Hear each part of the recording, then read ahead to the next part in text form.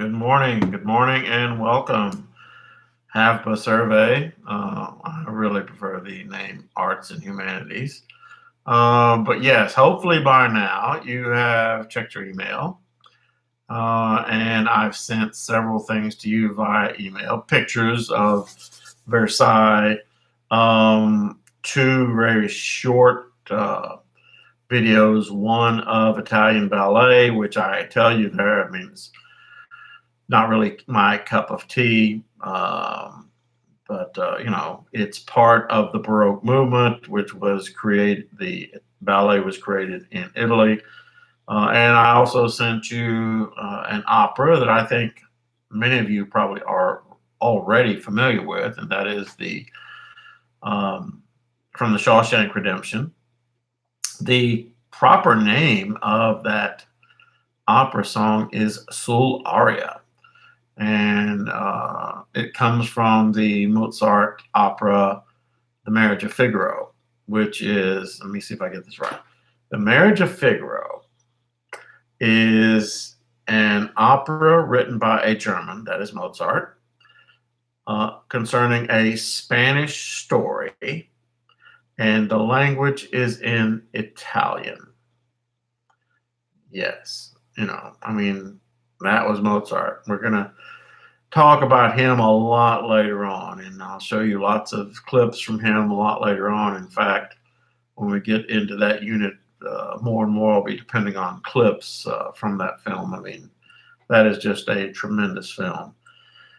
Once again, today, do remember that we are having a test on Friday over this current unit that will basically, then you have your spring break, and then we come back and we start the next unit. But yes, test on Friday.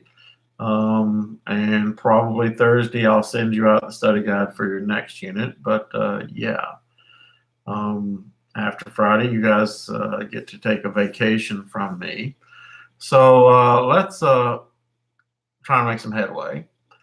Anyway, talking about the Palace of Versailles, which I sent you those very few pictures of. Today I shouldn't have been doing it, but I did. I just took a look at Facebook. I mean, just a short look.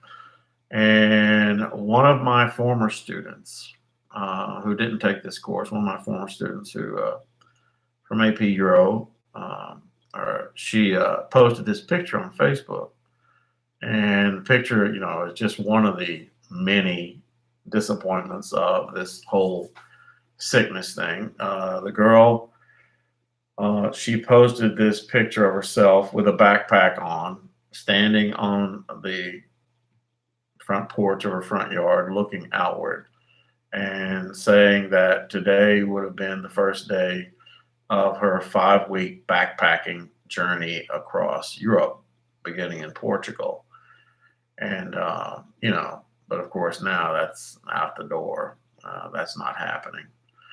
But, I mean, it is a sad thing. And I mean, travel once again. I know I say this again, again, again. It is the best thing you can do for yourself. And, the window of traveling continues to get smaller for all of us. Personally, myself, my wife and I had planned to go to South America for 6 weeks this summer. She has not seen her family in 2 years, and she wanted to get married again in Colombia with her family present. We were going to go to Argentina and spend 2-3 weeks there. Part of that, we would go to the Argentinian equivalent of Niagara Falls, and that was going to be paid for by her godson. In other words, we had a big summer plan, but I think that now that's my wife hasn't given up hope on it, but I don't know. I mean, see, the thing is, in this country, we're I mean, you hear all the reports. We are basically looking at the end of April for being the peak of this. And, then through May, the curve will begin to descend. The issue is, though, in South America, they're actually about 2 weeks behind us.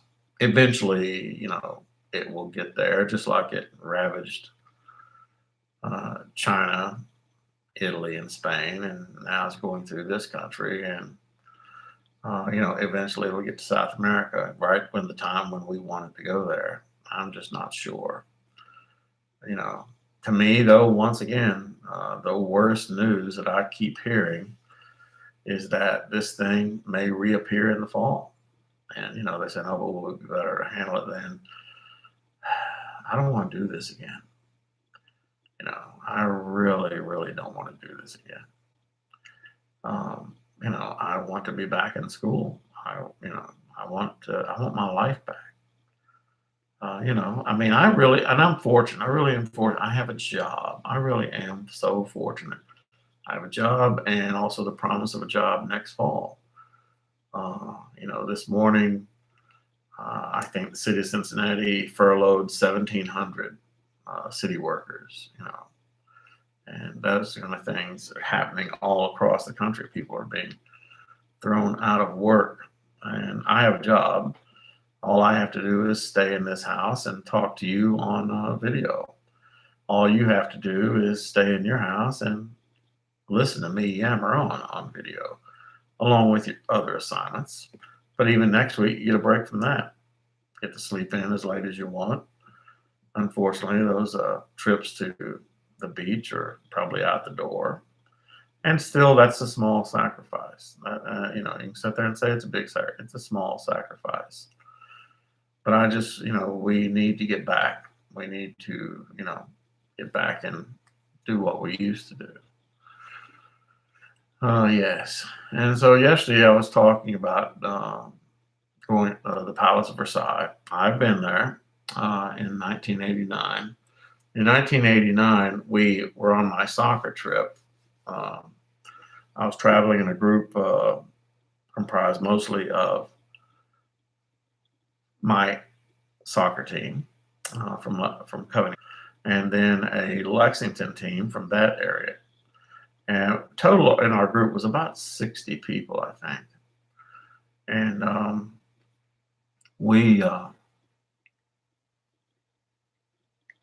were into the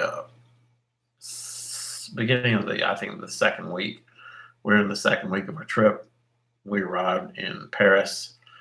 And by the time we got to Paris and England, we were no longer staying in hotels. We were staying in youth hostels. Youth hostels are cheap, but man, they are, they're not great places to sleep.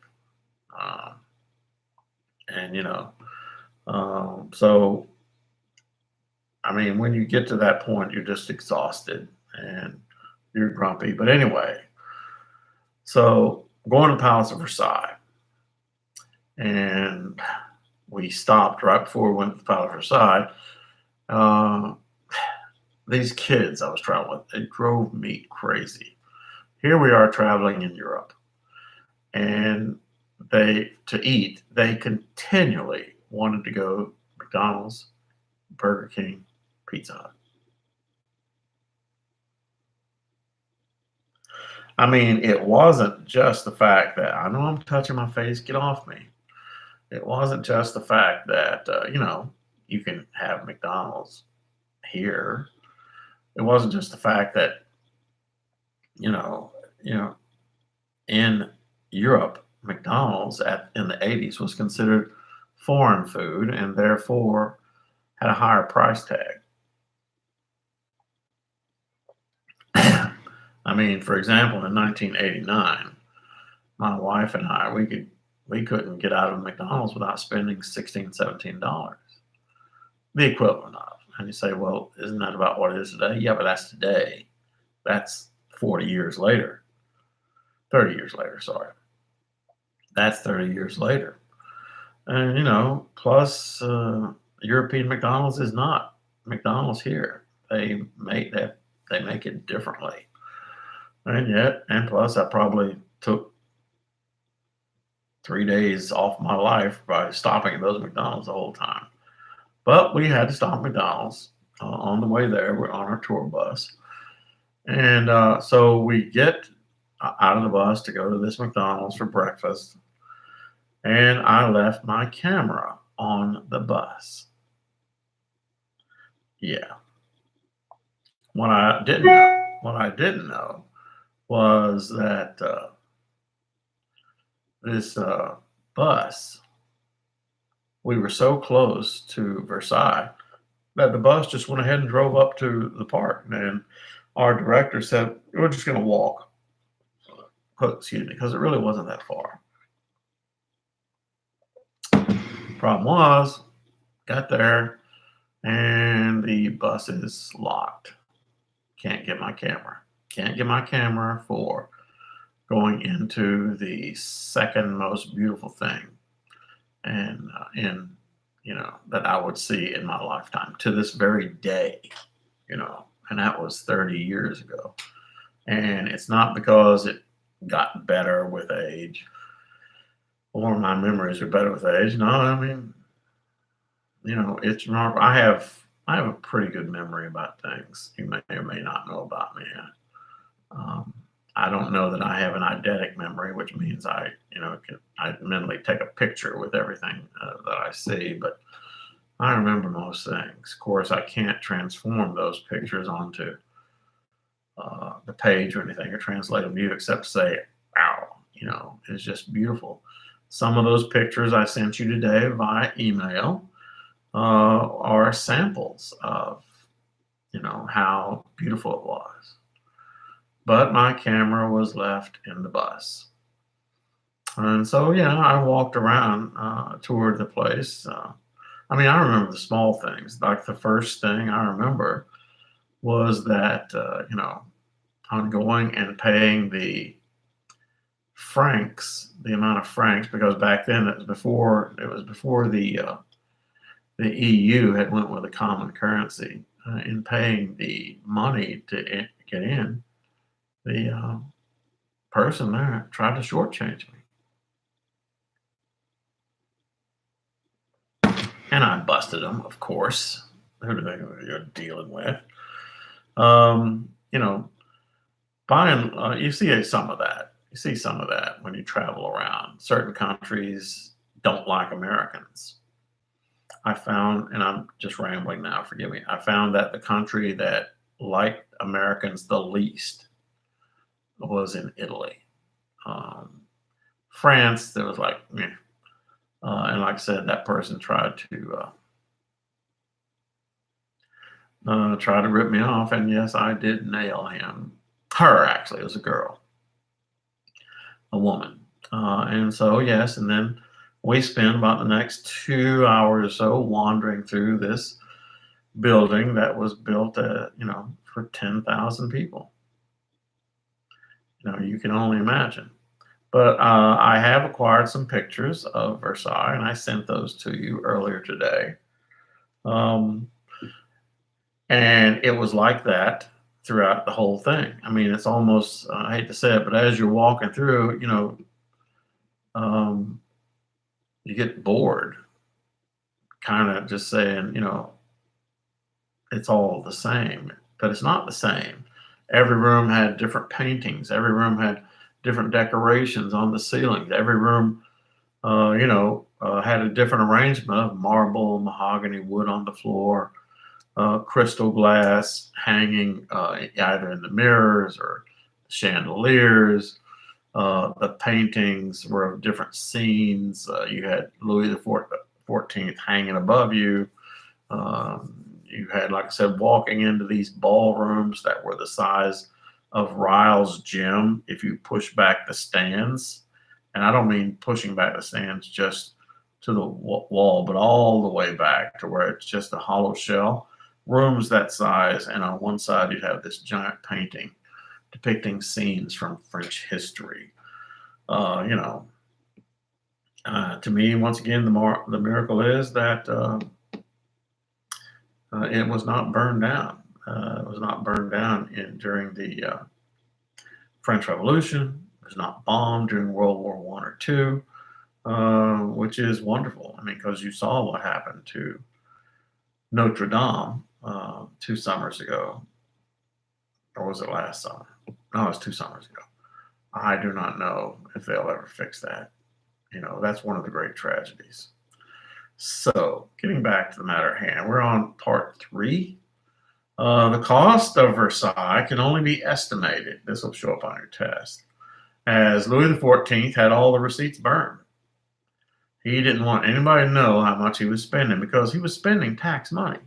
And most of that tax money, say again, came from the poor. Didn't come from the nobility because in France, prior to the Revolution, the clergy paid no taxes. The nobility paid no taxes, and the peasants paid all the taxes. And you know, those least able to afford to pay taxes paid all the taxes. And so Louis XIV, he burned all the receipts because he didn't want it to get out. You know, it would make him look bad. He burned all the receipts that recorded the expense of the grandest castle, home, or residence that any Western monarch of the time, and the grandest of any still standing, with the possible exception of the Forbidden City. The Forbidden City is on your test. Now, what is the Forbidden City? The Forbidden City is the palace of the Chinese emperor in Beijing, in China. And it was, but of course, you're talking about apples and oranges. I mean, you're talking about a whole different style. And yet they use the same materials, marble, jade in the Forbidden City, gold too, silk, things of that nature. But yeah, the Forbidden City in China, which is now a tourist attraction, was the home of the Chinese emperors. Interestingly enough, it was staffed entirely by thousands of eunuchs. EUNUCH, eunuchs, which will not be on your test, but it's just interesting. Talks about lavishness. It's a different art style, so it's not included in Baroque art, but it's like the same vein of being just eye-popping. But yeah, the emperor, Chinese emperor, and his family lived in the Forbidden City. Now, here's one of the interesting things. No males were allowed to spend the night in the Forbidden City, except for the emperor. They wanted to make sure that there was never any doubt when the emperor would have a child, that child belonged to the emperor. And so no males were allowed to stay there. But Mr. Horton, what about these eunuchs? And there were thousands of them. When the Emperor Puyi kicked them out in 1920, I believe. Yeah, in 1920, when he kicked them out, there were still 1,500 of them in the Forbidden City. 1,500 eunuchs that were tossed out. And there were many more before that.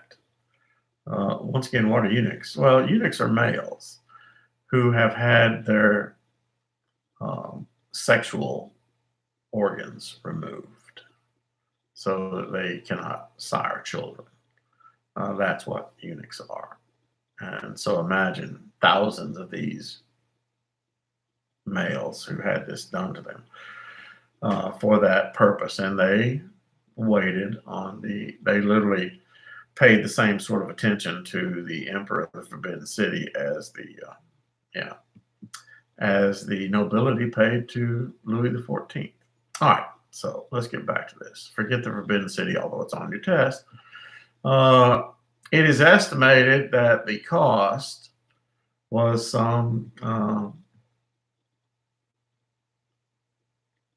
100 billion French francs at the time, which was an unheard of sum of the day. It is known, though, well, and nobody really knows. They just have to estimate how much the building, Palace of Versailles, cost. Nobody knows. But they do know this. It is known, however, that it took 6 out of every 10 French francs in the treasury not to build the thing, but to maintain it, meaning to provide the foodstuffs, to provide, the fuel, to provide the continual change of clothing that the nobility and the monarch desired, to provide buying presents, jewelry, et cetera, et cetera, et cetera, to maintain and operate the palace. While the Palace of Versailles was actually only occupied by 3, count them 3 monarchs. Louis XIV, who built it, Louis XV, his grandson, and not much of an emperor, and Louis XVI. Louis XVI will, of course, eventually be beheaded. He'll be the last monarch to occupy the Palace of Versailles. And then the palace, once again, what's amazing is the Palace of Versailles was then preserved. So, gold leaf, mahogany wood, marble, granite, pure crystals, stained glass, porcelain, tile were all common building materials in this grandest of all palaces. Palace was the masterstroke of architecture of the Baroque period, and the second grandest piece of architecture still standing in the modern world. That's my opinion. First, of course, in my opinion, St. Peter's Basilica. The designers, engineers, architects utilized both the glamour of Baroque combined with geometric order in the layout of the estate and the symmetrical design of the building. Inside the estate could be found works of art, literally by the 100, if not by the 1,000. Paintings depicting French history that covered entire hallways, and the size of these would be comparable to, remember in the old days we used to go to movie theaters? Yeah, those. Probably the grandest and most noted was the simplest, the famous Hall of Mirrors. And the Hall of Mirrors was a hall, length of a football field, and it was about 40 feet across. And on one side you have windows to the outside for natural lighting, and on the other side you have mirrors. And then, of course, on the ceiling, you had the paintings, the chandeliers.